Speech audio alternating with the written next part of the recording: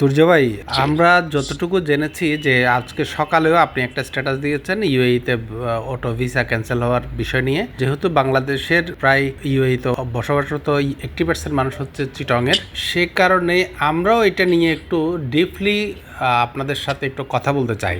এই বিষয়টা আপনারা কতটুকু সিরিয়াস নিয়েছেন এবং আপনাদের সরকারের পক্ষ থেকে এই বিষয় নিয়ে কি স্টেপ আছে? যে বিষয়টি ঘটেছে সেটি জানার পরে বুঝলাম যে আমাদের রাষ্ট্রের সর্বোচ্চ পর্যায় থেকে কিন্তু এটার উপরে নজর রাখা হয়েছে, আলাপ হয়েছে।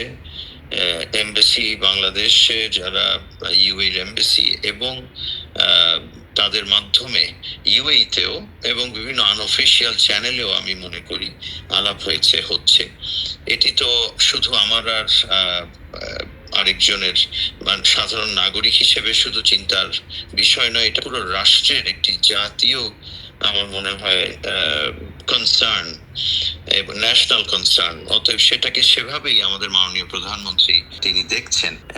অতএব আমি খুব আশাবাদী, একই সাথে আমি চট্টগ্রামের নাগরিক হিসেবে খুব উদ্বিগ্ন। অতএব আমি সকাল পর্যন্ত আমিও এটার জন্য আমার যতটুকু করণীয় আমি করেছি এবং করব। আমি একজন সংসদ সদস্য হিসেবে আমার আসন সহ চট্টগ্রামের লক্ষ লক্ষ মানুষ সংযুক্ত আরব আমিরাতে আছে এবং কেউ কেউ ঘুরতে এসে, বেড়াতে এসে অথবা কোনো কাজে এসে দেশে আটকে পড়েছে, কেননা তাদের ভিসা সংক্রান্ত জটিলতা সৃষ্টি হয়ে গেছে। অতএব এটি সমাধান করতেই হবে। তবে এটিও সত্য যে শুধু বাংলাদেশ নয়, আমার মনে হয় আরো দু একটি দেশ, পাকিস্তান অবশ্যই, এখানে তাদেরকেও বোধহয় কোন একটি একই রকমের নিষেধাজ্ঞা, একই ধরনের একটা সমস্যা ফেস করতে হচ্ছে।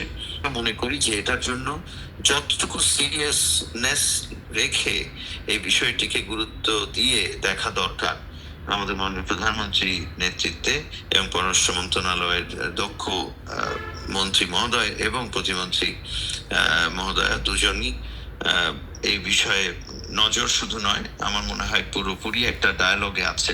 অসংখ্য ধন্যবাদ। ইনশাআল্লাহ, আপনাকে অসংখ্য ধন্যবাদ।